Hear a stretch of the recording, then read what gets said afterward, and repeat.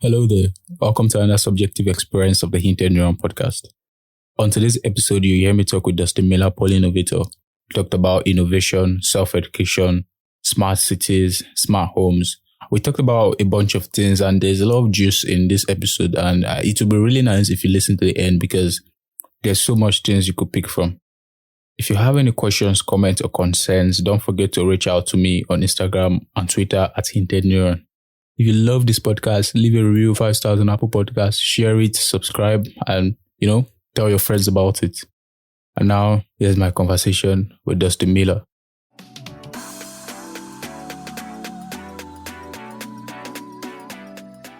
I'm here with Dustin Miller Polyinnovator. Hello. Thank you for coming on the podcast. Sorry, I didn't know there was going to pause there. Thank you for having me. So, Dustin, I think a good place to start would be because I've been reading some of what you wrote, and you talk a lot about self-education through modular degree frameworks. I know a lot about self-education, and I'm very big on self-education. But what do you mean by modular degree frameworks? So, the modular degree is a self-endeavor that I made for myself in order to kind of build up Polyinnovator and also teach myself things. So I realized with my last blog and content stuff that I was doing that I wasn't good enough to what I wanted to do. So what I decided to do was become, to cut this part out. So essentially, I wanted to pursue a degree that didn't exist yet. And so I wanted to create my own because I couldn't find one elsewhere. So what I did was I created a whole bunch of courses and videos and books and all that good stuff all into this list that I could pursue. And I realized that over time that it became more than what I was just thinking that it was. And I realized, okay, other people could use this. And so I wanted to create this modular education framework or platform, I guess you could say, that uses the modular degree system, these like tools where people can make their own education and try to pursue their own identifiable careers. So what you mean is that, just this, you mean bite-sized kind of information that you just collate on the internet that could like form something like a real degree. Is that what you mean? No, not bite-sized. I mean anything. So it could be bite-sized, but I'm talking more like MOOCs or courses or micro-credentials or audiobooks, things that take time. Like a lot of MOOCs take like 30 hours to complete. And so it's a collection of everything. So it's one of those things where it could be overwhelming. It could be almost even annoying to pursue. But I think that if you're curious and if you like self-education, you would enjoy it a lot more. Yeah, I think that's super cool though, because I said earlier, I'm really big into self-education, and I do a lot of MOOCs online. And I think the first one I started with was edX. I don't know if you know that platform too. I started doing stuff on Udacity and all these other platforms. But, but now you mean your own platform is I could just go there and, see what you've already collected and, just run through it by myself. So I'm still building it. It's nothing that more than a concept at this particular point when it comes to the development aspect. But the platform ideally would be able to use edX or Coursera or FutureLearn or any other platform and just kind of collect courses for the person to take. It's more going to be self-directed. I want to be able to use AI or mentors down the line, but at first it's going to be you or I pursuing our own education. What I really like about it is the kind of social aspect. If you make a modular degree that I'm interested in and you make it public, then you could share with me what you're pursuing. And I could take out the things that I don't want to do, but you already found the courses that help you learn that skill. We might as well share and become more of a person for those skills. Yeah, I think I get it. It's really interesting, like some kind of peer-to-peer learning. Yeah, it's super cool. But because now you mentioned it's a collection of anything, and you do some kind of omnichannel content, because you talked about having video content, audio content, and books. So is it because was it your interest in omnichannel content that just drew you to like collate any kind of content that has to do with audio, video, books, text, or all those things? No, actually, it's an interesting connection that you made there, but they're actually pretty separate concepts for me. I am a collector by nature. Like I collected Pokemon cards when I was a kid, and that's just something I enjoyed doing. So I always like collecting resources anyways. I literally was talking to someone right before this interview here, and I spent the last 20 minutes talking to him, just sharing resources. There was one interview I had where we literally spent an hour and a half just sharing links and resources because I've collected so much. So personally, I'm just a collector. And when it comes to the modular degree, that came as an evolution of that, but it also came as a solution because I found that there was no degree, official one, that would actually teach me the stuff that I wanted to learn. I wanted to work in smart city development, and there was no degree for that. And so being able to work in that field, and I'm still learning today, is something that I wanted to find a way to do. Omnichannel content came around where I was creating content for videos and blog posts and podcasts, or as I called my polycasts, is that these are separate pieces, but there was no reason why they couldn't be repurposed. Some people take an audio podcast, transcribe it, make it into a blog post. You could make a video, cut out the audio, make a podcast. And so by understanding how the content repurposing works, I'm able to be on multiple platforms each episode for my main series called the Omni Content, aptly named, I guess you could say. And so Omnichannel came about from my interest in being everywhere. Yeah, you really brought up something really interesting. Caught my interest. Smart city development. What's that? Smart cities are the future of what cities are going to be like. So when you think about street lamps, for example, right now they're on a timer. They're not very smart. But when, let's say you're at an intersection at 2 a.m. and you're trying to drive somewhere and it's red light for you, but there's literally no one for miles around, if that is the case, or just for a long distance at least, then the sensors on the smart lamp or smart street lights, so to speak, could sense that, okay, you're the only person here. Let's change the signal to where it's green. Or if there is sensitive sensors on the ground saying, okay, there's snow here, let's send an electrical charge to the concrete and melt the snow. These are different technologies that are being developed that by themselves could be really awesome. When you put them all together, it could be revolutionary when it comes to data. For example, Singapore is a smart nation. They actually built a lot of the buildings in their city to control the wind flow of how the wind flows to their city in the most ideal, optimal way. These are things that smart cities can do. Are these really connected to Internet of Things? Because Yes. I know a lot about IoT and I read a little about it. Are they the foundations of what smart cities will be? Yes, in a way. There's also a matter of like philosophical and ideological aspects behind smart cities as well, because it is a different way of operating. Think about it with like automated cars. When Tesla is trying to make all their cars have AI to drive it, it's still being developed right now, but eventually 20 years down the line, you'll get in a car and there's no driver. And there's going to need to be organizations or systems in place to organize where those cars go, how they interact with each other. And there's a matter of privacy, and a lot of people don't like that. IoT, AI, machine learning, these are all foundations for smart cities. Yeah, it's interesting you brought that up because I'm a software engineer myself, and I work in AI field. I work around reinforcement learning. I don't know if you know. Yeah, so I do a lot of reinforcement learning and multi-agent systems and because you brought up Tesla, which is a really good example of multi-agent systems whereby these agents are in the wild collecting data. So my car could be collecting data that other cars would use. And I think that's still a pretty interesting link with smart cities because I think this data would be used across all nodes in maybe there are particles in this smart network. But I want to get your own perspective on that. Yeah, I mean, when it comes to collecting data, it's one of those things where there's so much we haven't explored. So if you want to get on a slight tangent here, we only know about 5% to 10% of the ocean's contents. We have no idea what's going on in our oceans.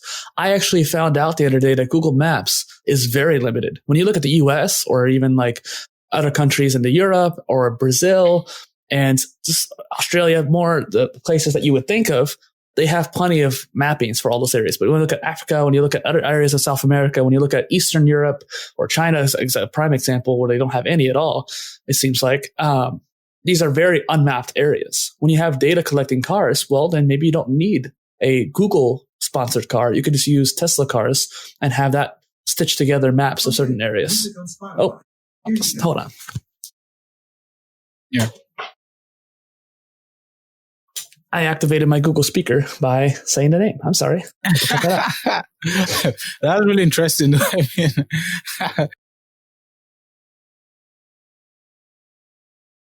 Okay, when it comes to data privacy, then this is a small tangent here. That'd be a good idea. Is that there's these big companies. There's Facebook, there's Amazon, there's Apple, there's Microsoft, there's Google.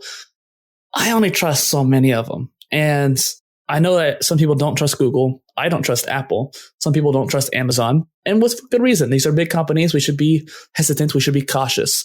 But Google's one of the companies that I trust the most out of the options that I have. Yeah. I don't know if, because for companies I don't trust, I really like Google as a company. I just like their philosophy of whatever they are trying to do. But I had, because I don't know if you saw the Google memo. Yes, not recently. Yeah. Issues around the Google memo.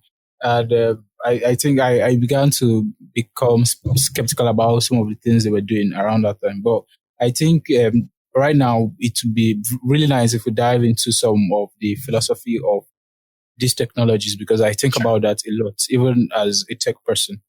I like to think about technologies and, the philosophy of how it affects us as people and as humans. Mm-hmm. Do you think technological progress is a net positive or net negative impact on human condition?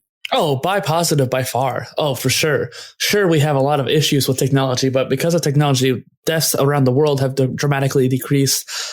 We saw with the COVID pandemic that we are not good at responding to bio aspects. So when there's a plague or something like that, we're going to have issues. But because of technology, we've been able to track where people are and see who they contacted with each other and understand how different networks are, which is, again, a security concern, privacy and whatnot. But by far, being able to track someone who had COVID and seeing who they talked to and save that person's life because they now have it and you could catch it early on, that's a prime example of something that saved people's life. AI and Teslas, when it comes to the self-driving cars, has stopped from hitting people. Sure, there's a lot of stories about them hitting people, but there's a lot more stories about them not hitting people because they automatically stopped because they saw somebody. So technology is already going to help us in many ways. Yeah, and even when we talk about technology, and for some of the the main building blocks of some of these technologies we have is the internet. Mm-hmm. And we still see that some people don't have access to the internet, even as of 2020, which is really bad at some kind of countries and all that. Do you think the internet as of now should be a fundamental human right? That is an interesting question. And I guess my opinion would be something that is yes. I think we should have access to it. I don't know if it's necessarily something we should pay for or not. I mean, there's certain rights that we still have to pay for it sometimes too. I do agree that around the world, even in the US, like if you just leave the city that I live in, just 100 miles out or something like that, or even 10 miles out of the city, there's very little internet access. And I was talking to someone in Nigeria just a couple weeks ago who had 1 megabyte per second download. Whereas my access, which is pretty optimal for where I live, is 100 megabytes per second download. And that's a significant difference. And the worst I've ever had was 3, 6, or 9 megabytes per second. That was about 6 years ago. And so I think nowadays it'd be a little bit more than that. But I can't go anything less than... You said the worst you have was what? 3 or 6 or 9 megabytes per second. That was like 6 years ago. And now, again, that's still triple or 9 times what that person had in a different country. I think that 6 is minimal. If you have anything less than that, you're not going to be able to load very much. It takes forever to load. Even for me, sometimes I'm loading a website with the speed that I have now, and I'm like, oh, this is taking forever. And I have a nice PC and internet, and I'm trying to brag or something like that. But it's just one of those things where I have access to these things. So I do think that having access is right. I don't know if maybe having it for free is not. I don't know. Yeah. That was really interesting, though. You said some stuff that just blew my mind just now. Because the internet speed is crazy over there. But I've thought about science and tech and what we are doing now as society in general. Do you think for problems that we still have to solve and issues that will arise in the future, do you think there's a limit to what we can create or solve with science and technology? No, I mean, even Moore's Law, when you look at that, we're actually approaching the precipice of Moore's Law in ending. Like, it's been so exponential that we're basically there. We're literally reaching physics level of computer science when it comes to creating computer processing units. And yet we're able to expand differently into quantum computers. I had a quantum physicist on my show and I talked to her about this a little bit. Not as much as I hoped, but literally, these different types of computers, they might not replace our current ones, but they can be used in different ways. And the way that cloud and blockchain computing is changing how we approach the internet, there's always going to be more differences we can do, whether it's tech hardware or software. Yeah, just a little story that's small divergence, because you brought up quantum computing, and today I was trying to explain quantum physics to my 11-year-old brother. and, and, what's the best analogy you use? You use Schrödinger's cat. Mm-hmm. Sure. So I told him that, because when we reached the part about the cat being alive or dead, I now asked him, how do you tell if the cat is alive? You know what he told me? He said, if the box moves, then he will know that the cat is alive. I was so blown up that why did I not think of that? Yeah. That definitely this box could move and I could really tell if the cat was alive or dead.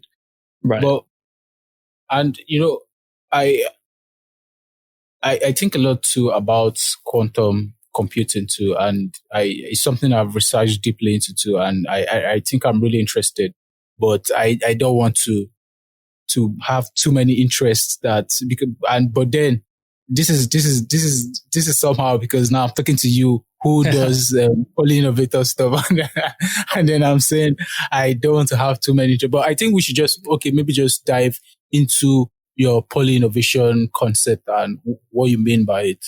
Okay.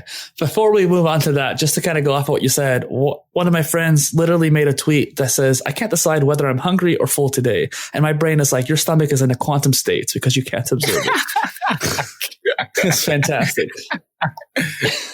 And so when it comes to Polyinnovator, that is my personal brand, as I call it. And it's literally just the foundation for any career, or more importantly, all the careers that I want to have in life.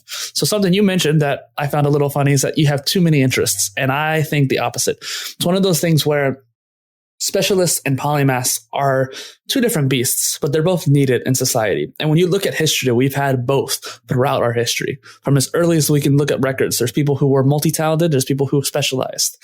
And actually, it's more in the neuroscience that we actually better at doing many different things, not multitasking, mind you, but doing many different things in life that stimulates the neuroplasticity in the brain and actually fostering better connections between different areas. So in technology in particular, we need more polymaths to connect nanotechnology or biotechnology and these distant fields that are different from each other, but are now converging. And we need people who can understand both. Yeah, I think maybe I should not be, because most times why I try to shield myself from saying I have too many interests, because I think I fear being called a jack of all trades. Okay. Well, let's touch on that real quick, because I have something to say just right off about that. Being a jack of all trades is not a bad thing. We've had negative context over the past 100 years. And mind you, that's only been 100 years that people actually gave people crap about being divergent interests. But the full saying of jack of all trades, master of none, but also sometimes better than a master of one. People don't always hear the last part. Yeah, I think that's really interesting. And for those who will be listening, and it's really an interesting point for them to draw, though, because society is just hell bent on pushing you to this one thing. Mm-hmm. Just do this one thing, focus on this thing, and be good at this one thing. Because even when I was young, I really just hated being one single thing. Like, you were trying to constrain me. I was like, I needed to learn so many things. I want to do so many things that has, a lot of sciences have intersections, engineering, chemistry, economics, and just so many things you wish you could learn, and they just push you into one thing. Do you think is our education system that is to be blamed for this? In part, yes. So I'm not sure how it was for where you are in the world, but in the US, the Industrial Revolution hit pretty hard in a good way. And we were able to make dramatic changes, although some choices they made were kind of dumb.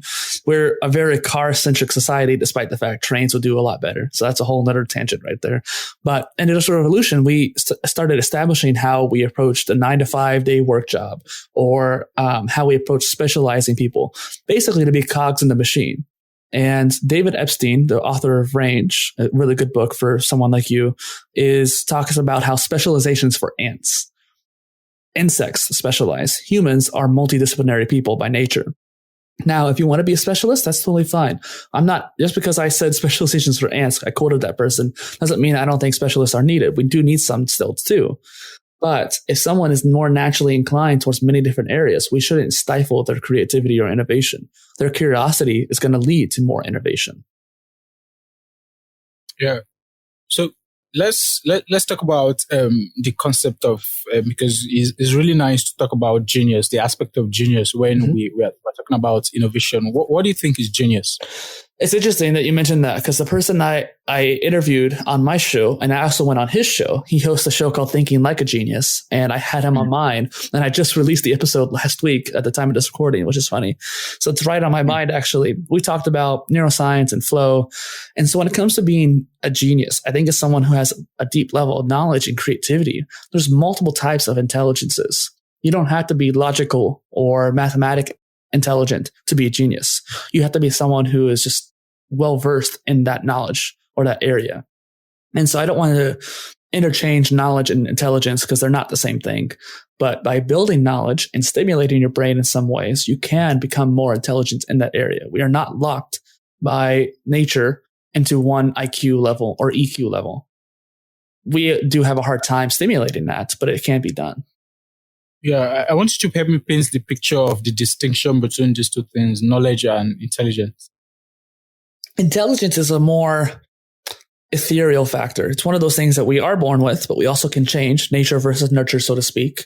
And then knowledge is something that's more broken down into skills and learning from books or MOOCs and the stuff you acquire. By nature, the more you acquire, the more intelligent you can become. That's why a lot of geniuses throughout history read books. Ty Lopez is a prolific reader. And it's one of those things where Leonardo da Vinci, who's my hero, literally spent countless hours studying and being curious about various different things.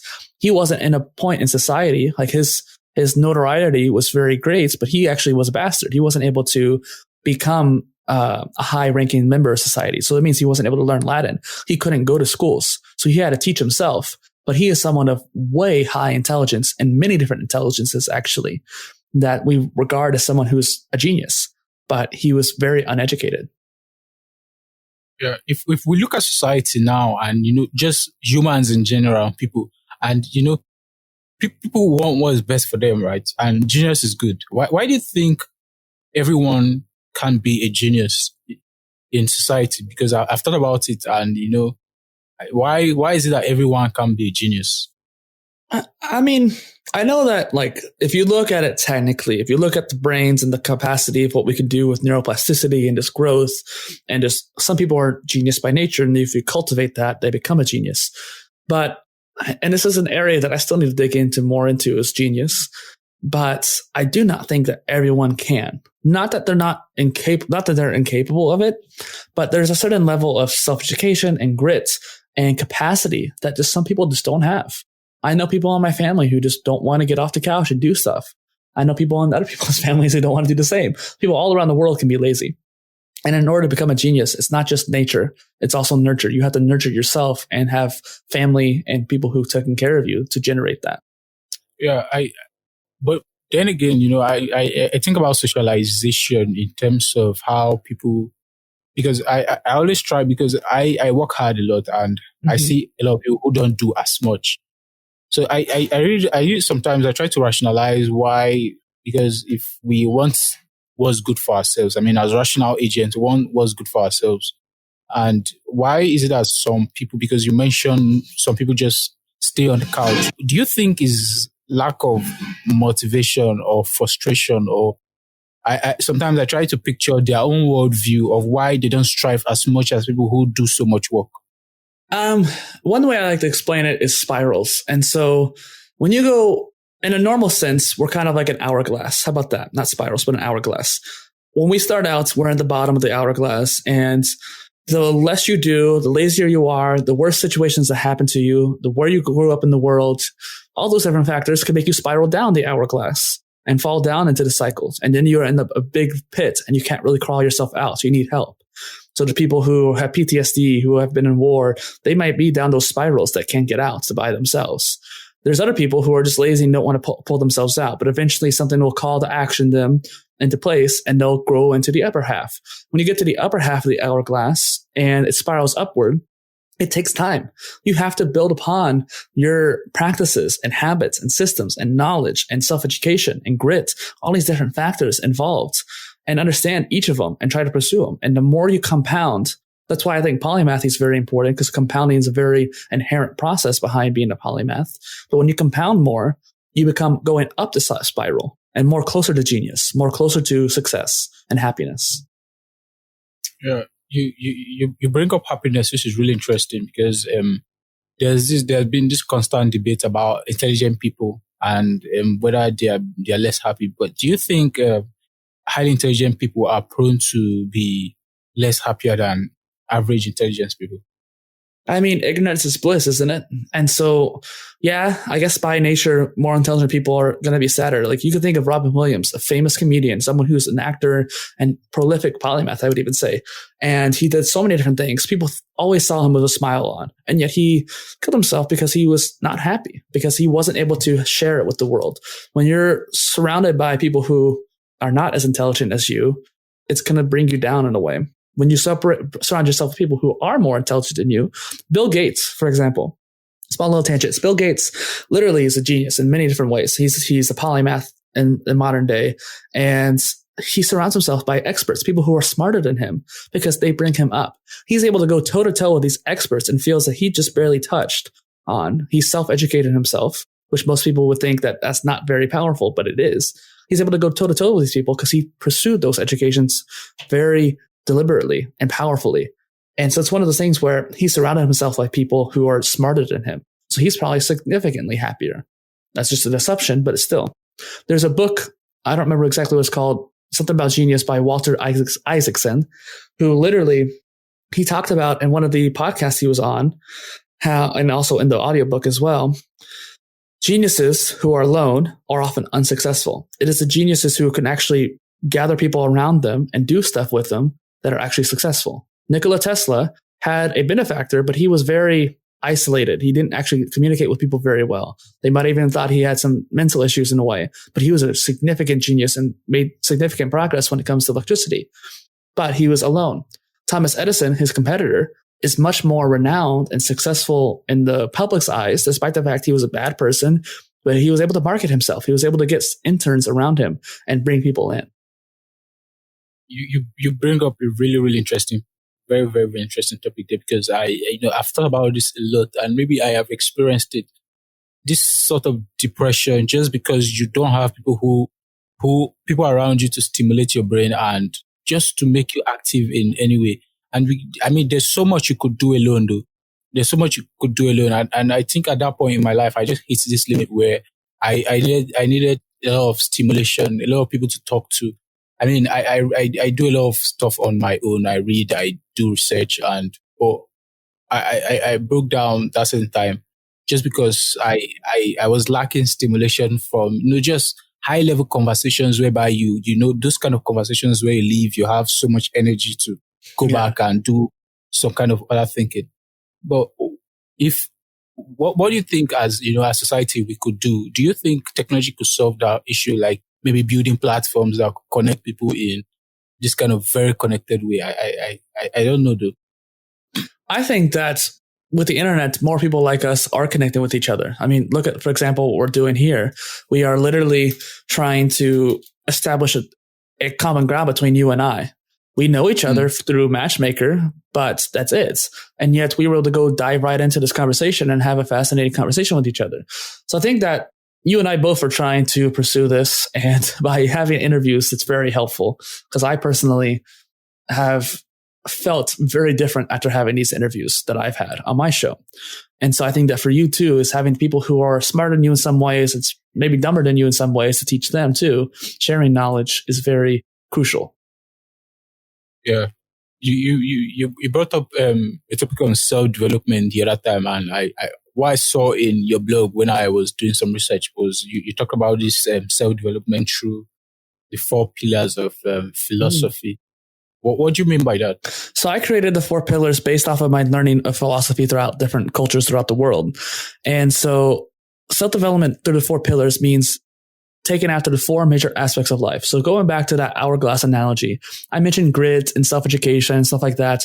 But in reality, I think that going up and down that hourglass revolves around these 4 pillars: the mind, the body, the spirit, and emotions. Now, understanding those aspects of your life can be very hard.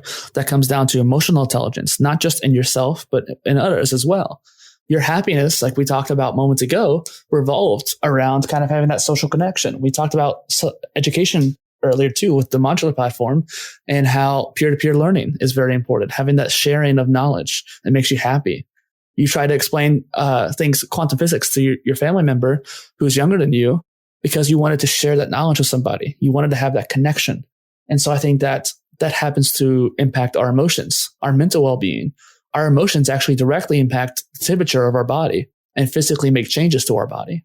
The spirituality aspect is kind of having that connection with your subconscious and the people around you, not necessarily religious, but in a more scientific way, the bridge between the conscious mind and subconscious mind. So that's what I mean. Do you think, though, that as people in general, do you think understanding philosophy could lead to progress in society? If maybe more people had knowledge of philosophy, it could lead to meaningful progress? Oh, by far, yes. I believe it was Socrates or Plato, I can't remember which one, who talked about the philosopher's king, which is a king of, back in that time, that's what they acknowledged. That's what they talked about for leaders. But the leader who is driven by philosophy, not by internal emotions and primitive mindsets, are the ones who are able to make significant change in the world. So if we can have a leader, let alone society, that's based around philosophy, and doesn't matter which philosophy, just a matter in general of expanding the mind, I think is very important. Yeah, I think that was a really clear perspective. I think I love that perspective a lot. Well, let me add on a little bit, please, if you don't mind. My dream in life is to be a CEO of an international company driven to innovate technology and ideology, which is just another word for philosophy, finding the balance between those two. So I think that's something that you might resonate with. Yeah, sure. That's super interesting, though. Because most of what you're doing too is, trying to better human life, and I think about that a lot too, and alleviating, just kind of trying to remove suffering from the human condition. And I think that's still the same thing you are basically trying to do with smart cities, trying to remove as much suffering and hardship from human lives. But then again, I think about human nature too, because we could say we want to lessen suffering. But do you think human nature can be changed? Or should it be changed, in fact? I mean, whether we should or shouldn't, I don't think it's the real question to ask. Has it changed? And if you look at history, I would say it has. We're still evolving physically. I'm sure that we're going to evolve emotionally and mentally and spiritually as well. If you look at certain places around the world where they're a little bit more isolated, like Tibet, where they're more spiritually inclined. And so I think that when it comes to certain aspects of humanity, whether it's one of the 4 pillars or something else, I do think that we are changing. And if we can accelerate that change, then that'd be really great. I want us to go back to smart cities you talk about, because that's something that really catches my attention too. So for smart cities and just apart from the outside view, what do you think about smart homes and things that could be in our homes in the future that would just make our lives easier? I mean, they're all part of the same system. So on a citywide scale, having smart homes is going to be helpful. For example, digital electricity.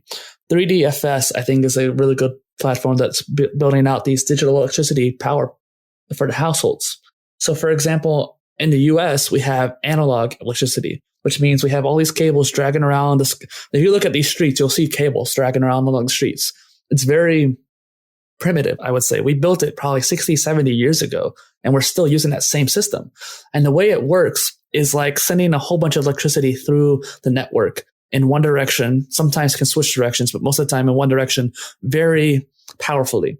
And by distance, there's these little nodes that break down electricity more and more until it gets to your house. And then once the electricity gets to your house, it breaks it down even farther into the outlets. But throughout that entire process, we are wasting electricity through heat. The heat just escapes from the cables. And so we're sending in maybe 10,000, I don't know if it'd be amps, I don't know the particular terminology for it, but let's say 10,000 amps. And throughout it gets to your house, only about 6,000 is actually getting to the house when it comes to breaking it down. If you were to look at it in that analogy, it's like sending a fire truck hose of water into a little teapot. It just doesn't make any sense. Sure, the water is going to get in there, but it's really wasted. So if you get down to the digital electric grid, and trust me, there's a point to what I'm saying, this little tangent here. When you get to the digital electric grid on a city scale and home scale, it makes a big difference on efficiency, how much electricity we're using, and more importantly, the whole economy of electricity. Right now, we're paying for people to provide us electricity. But if we have solar panels on the top of our roof and maybe a wind generator, I don't know if we'll have that, but if we have a wind generator in our household somehow, some way, well, then we can generate our own electricity in our own house, which is a node. Well, eventually, you're going to probably generate more electricity than you're actually using. And then you can sell it back to the grid. And that digital system is the key to doing that. You can't do that in the traditional system that we're using now. And so being able to send back electricity into the system and actually generate more is a key thing about the households. I don't know if that directly answered your question, but it's key to smart homes and smart cities. Yeah, that's really interesting. You brought up really key things that I think that are really, really good and important, because most of the times when I'm thinking about smart homes, and maybe for me, I think about just the fun, playful part where Google Assistant, for example. My fridge, if I'm running low on fruit juice, like my fridge could just help me order something. Mm-hmm. So help me restock or something it's connected to maybe to Amazon or something that could help me reorder fruit juice. But I think you really brought up some very useful things that are interesting there, because for people like me who have not thought too deeply into this. But if we look at society now and with the way things are going, you seem like a really good tech person too, and I've thought about this too. And do you think if our government were run by algorithms and AI and statistics, maybe the world would be a better place at all? I'm not sure if you're referring to a technocracy or not, but I actually thought about this today. Like, why aren't we just running by AI? And it's one of those things where we do need people involved. AI can only get to a certain point in the next coming decades. And even if it gets dramatically improved through exponential progress, I do think there's a certain point where AI can't make the decisions that we need. There's a certain point where AI still needs humans to help make decisions that are the most benefit to society. That means you have the opinion that maybe because if we remove humans, if humans are still in the loop for any kind of thing we do concerning technology, that means the singularity might not occur. I'm saying more in the next coming decades, because it's one of those things, the singularity may occur, but I don't think it's going to happen in the next century, honestly. Yeah. In terms of the human condition, or what do you think we could be doing? Because you might have thought about this too, just around society maybe people uniquely, or society at large. What do you think they could be doing for themselves or in society to make things better? That's a good question. So to give a little bit more context, before Polyinnovator, I created a brand called the United Living Construct, which I meant to be a hub of innovation for people like you and I all around the world to come together to innovate and make a change. And that whole thought process came from world unity through self-development. And so that whole idea of starting from the person, developing, educating themselves, and then as a society, if everyone's doing that, the whole society elevates because each individual person has elevated themselves. So having a smart city is great, but if the people in it aren't actually making use of it in the most accurate or important manners, it doesn't matter. And so I evolved from that into Polyinnovator because I wanted to be able to be more teachy and be more personal. And so I wanted to create this modular education, which is actually the first part of my personal Polyinnovation system. So it's a 3-part process: self-education, self-improvement, and self-development, all of which helps with that hourglass analogy that I mentioned earlier. Self-education as the foundation through the modular degree or just any sort of autodidactic endeavor, really. And then the second part of that being habits and systems. What are you doing on a daily basis that contributes to your life? Are you working out? Are you taking care of your body? Are you making sure that you're actually getting a job? Are you taking care of your habits? Are you being lazy and not doing as much? Or are you being very proactive and getting things done?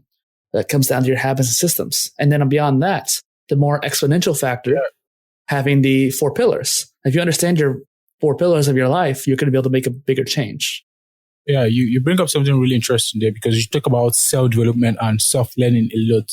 What do you think is the future of schools? And maybe let me just say the next maybe 30 years, 40, 50 years. How do you think schools will have evolved? Or do you think they'll ever catch up at all, or they'll be eradicated some of stuff? For one, it's going to change dramatically. Universities are, I don't want to say archaic, but they're still kind of following the same traditional learning that we have for a long time. And many people aren't learning in that way.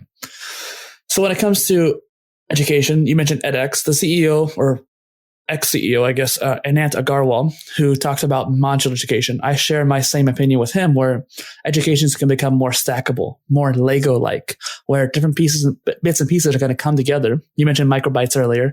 It's one of those things where even if it's as big as a course or as small as a module in that course, coming together into your own individualized curriculum. That's the whole point behind a modular degree for me as well. Yeah. That was really interesting. And I still want us to touch on, there's this thing you talked about when we brought about the issue of philosophy. Okay. You talked about spirituality. Do you think spirituality is quite important? Do you think is important for a happy life, or is important for people as a whole? Spirituality is a tense concept because some people think of it as religion, and sure, you can be more spiritual through the religion, but I often find that religious people don't have a very strong spirituality in general because they often get blindsided by their faith. And I'm not saying anything about faith. I'm just saying from what I've seen from multiple different cultures is that many people get caught up in the philosophy of their faith and the belief systems that they neglect themselves in a way.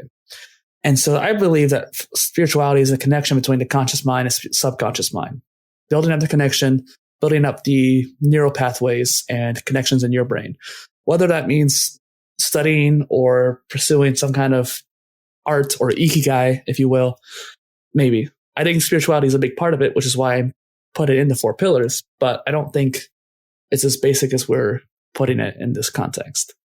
Yeah.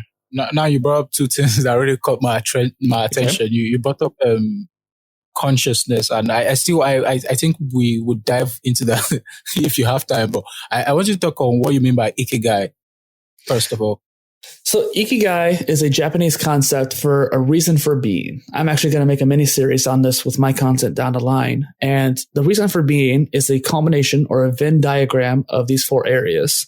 What you're good at, what you enjoy doing, what you can make money off of, and what the world needs. And if you could find the culmination of all 4 that's particular to you, everybody's is different, then that is your ikigai. And so being able to find that is one of the reasons why a lot of Japanese people live really long, because they live happy lives. It's one of the keys to happiness, I would even say. And so in Okinawa, I believe, is where a lot of people live up to like 90 or 100 years old. They're able to do this because many of them still work up until their 80s and 90s. They're still working even though they're old. And it's because they're very fit and happy and able to do so. They're fit and able, I guess you could say, because they have found their ikigai. Yeah. Now, you mentioned is an old Japanese concept. Does that have to do with some kind of spirituality too? I mean, I would say so, considering if you find your happiness, that's going to lead to spirituality. Because spirituality is just a process of human desire to understand things. And I think that if you understand yourself more, it becomes easier to understand the world around you, even if you want to or not. Yeah, please, can you spell it just so that people who want to Google it, listening, just Google stuff. Well, there's a good book on it too. Ikigai. Yeah, cool. Thanks. So I want us to talk about, because you brought up really, really interesting things about consciousness too. And I think about this topic a lot because as someone into artificial intelligence, I try to think about if machines will be conscious one day. And I think about my own consciousness too. You know, I meditate a lot, so I'm very aware of, I try to take note of the human consciousness and, everything around that aspect. Maybe you would have your own definition for it, first of all, but what do you think is human consciousness? It's probably the manifestation of thought, essentially I guess you could say the electricity impulses of the brain. I'm not sure exactly how it's built up. Most people aren't actually at this point. Even neuroscientists, they're still testing electrical impulses into the brain and seeing how the body moves in rats, for example, or even dead people.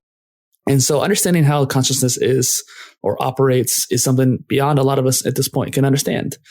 And I think that's kind of disheartening for people who want to learn, like yourself. But there's another aspect of just digging deep and understanding yourself. Consciousness is understanding for the most part. And if you don't understand yourself, if you don't meditate like you're doing, then you're not going to understand what you're doing. And I think that impacts the other pillars as well. Because if you don't understand who you are and who you can be, then you're not going to know what you need to do for your body or your mind or how your emotions are. Because if you're unsatisfied with your life because you don't know where you're going, then your emotions are going to be wrecked. You're not going to take care of your body. You're not going to take care of your mind. Yeah, you still brought up a really interesting point now. What do you think, because a lot of people live day-to-day lives feeling just so sad. How do you think we as people could build up happy lives? What do you think we could be doing at, maybe a very micro or macro scale to lead happy lives in society? I mean, I created a personal Polyinnovation system for this reason. I wanted to improve people's lives and give them an opportunity to pursue success and greatness. And so the personal Polyinnovation system, or PPS, as I say, is a foundation, it's consistency, and it's exponentiality. Once you get those three aspects behind it, then that's going to make your life dramatically different. Even if you use some other kind of system besides mine, this will still help you get you towards that. Yeah. Even apart from happiness, because I try to think about, satisfaction and not satisfaction, not this self-guilt that a lot of us face. And, okay, let me just tell you now, right now, as we're having this conversation, I'm trying to, because sometimes when I say some things, I'm like, why did I even say that? Because I'm judging myself, trying to judge myself about whether I'm doing better, and just the self-guilt normally in whatever I'm doing. Even it's happening right now in this conversation, I'm just trying to ask myself if I'm even doing well at all in this interview. But how do you do? How do you deal with much of this self-guilt as a creative or someone who wants to create in the world? I told my roommate this the other night and he laughed at me, but in Gary Vaynerchuk, a famous entrepreneur, talks about it a lot, is don't care about what other people think. At this point, you are living the life that you want to live, or at least trying to. And if someone's judging you, well, that's their prerogative. If they leave a hateful comment or say something mean to you, or even say something nice to you, you don't have to internalize it. I gave you a compliment because I thought that you are doing well, and I wanted to convey that. And I thought you were doing well. I didn't even think about it, but you seem to be now telling me that you were kind of nervous and overthinking things. I was like, well, if I give him a compliment that's genuine, he's going to feel better about it, and that he's going to do better the rest of the interview. And that's great. The other day I was interviewing someone and I could feel that he was kind of getting nervous. And so I paused it and say, like, hey, it's okay. Like, I can cut things out. It's not a big deal. I also think that in this case, where I'm sitting here, the only thing I'm thinking about is the interview. I'm active listening. I'm in the zone. I'm trying to focus on you. So I will say that I am thinking a little bit about food, so I haven't ate today. But beyond that, I'm content in this motion. And if I say something stupid, then I can either ask you to cut it out. And if you don't want to cut it out, then what's the worst that's going to happen? Someone's going to cancel me 10 years from now. What's the moral dilemmas maybe your country is facing right now? I will say I have to be careful about this concept because there's a lot of patriotism or even fascism, I guess you could even say, in this country that will go after me if I say anything against what's going on, which is ironic considering freedom of speech. So I would say that there's a lack of leadership in multiple areas on multiple sides. This country is meant to be more free and not two parties. We're not meant to be bipartisan, as they say, which like Republicans and Democrats. That's not how we're meant to be. Even the founding fathers said against that. But I would say that both sides of the table have been lacking in leadership. Yeah. And I think that's interesting too, because even for my own country now, there's serious nationwide protests happening around police brutality and bad governance. And it's funny though, because I think you are in the United States and, for your own country, if you think about police brutality, it could be racially motivated, but, we don't have that kind of different kind of diverse race in my own country. And you start to think about why there's so much police brutality against your own race. You just get me sick. And that's why I think about wickedness and human condition and how we could try to improve things. And, it's a lack of self-control. What do you say? A lack of self-control, I would say too. Yeah. But technological speaking, I mean, how do you think at all if we want to even solve these problems at all? Because it's a human problem. And do you think we could solve human problems with a fundamental human flaw with technology? Yeah, I mean, places like the US and other big countries in the world have tried to help various places in Africa through technology, and it doesn't work. It has to come from within, usually, the intrinsic motivation. Sure, external help is helpful. Like I mentioned earlier in the hourglass analogy, that someone at the bottom of the hourglass is going to need help. But if someone's any higher than that, sometimes help is actually a negative aspect. You have to have an intrinsic motivation to change. And when you have that, you need to find a way, what can you do to make a change? Speaking of which, is the hashtag I use a lot, is make a change. And so I think that in order to solve some of the problems that you're facing, it might need access to internet. You might need more electricity distribution, obviously clean water to drink, having the sustainability of your needs met. And once you get those foundations, then you can build on top of that. And technology can solve with that. Yeah, that was really interesting though. But I know you must have thought about some of what affects us as humans. I know you philosophize a lot about things. But what do you think is the meaning of life? Just for the kicks and giggles, 42 is a good answer for that question. But if you don't get the reference, it's from a movie. The meaning of life, I think, is to just try to survive. Like if you look at astrophysics and sci-fi and the bigger world beyond Earth, the whole point is just to keep living and discovering things. And right now we're approaching a precipice where we're either going to die out or we're going to expand exponentially. And I think that in order to get to that positive outcome, we have to make a change. We have to change things. We have to obviously use technology to its fullest, but also change our mindset. And police brutality is one of those things where it was a lack of self-control a lot of the time, where people just want to engage their emotions and be, and this goes for every country in the world, primitive in their emotions, whereas emotions are part of our being, but we don't have to necessarily act on them. That's where spirituality comes in, is understanding yourself. Why am I feeling this emotion? What can I do about it? Well, you don't ask those questions unless you know yourself more. So you need spirituality to understand your emotions. You need emotions to understand your physical aspect. And various circles can go on from that. Yeah, I think I like your perspective on that topic. Thank you. Well, we are getting close to the end of the interview now, but if you just want to say anything, because I want to put you on the spotlight for 1 minute, you talk about anything you want to say to my audience, where they can reach you and everything you're on about. So just go on. So I created Polyinnovator to be the foundation for all the stuff I want to do in life. And I hope to inspire people like that. I niche myself around polymathy, which is the concept of being someone with multiple disciplines. And I want to exemplify those people. So if you are one of those people, reach out to me. I can have you on my show and to dig into each area of your life. And that's called the Polymath Polycast. And then my main series is called the Omni Content, which is a specialized format where I create a blog post, I make a slideshow, I record over that slideshow to make a video, then I cut the audio out to make a podcast.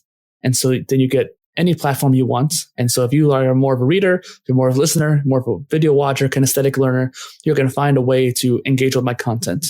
Other than that, you can find me at polyinnovator.space, and all the links to all my profiles are on that site. Yeah, Justin, do you think there's anything we were meant to talk about that I didn't bring up in the interview? I mean, we talked a little bit more about technology than I thought we'd do, like more neuroscience. I think we talked more technology and philosophy, but we neglected some of the science, I think. Yeah, and I'm pretty big on neuroscience too, and I kind of regret why I didn't bring that up too much. You're fine. I did that too one day. Yeah, maybe next time you can have me back on. I had a quantum physicist on my show, and we talked a little bit about quantum physics, but it was more about, or like quantum computing specifically, but it was more about her brand and talking about her. And so I was like, that was a fantastic interview. But I was like, wait a minute. We ended the interview, talked for hours. I was like, wait a minute, we didn't even talk about quantum mechanics. And I was like, okay, I'm going to have you back on, because fantastic interview. Like, I enjoyed it thoroughly, just like this one too. Like, we didn't talk about it. You'll have me back on. We'll talk it again. Yeah, sure, man. Hopefully, looking forward.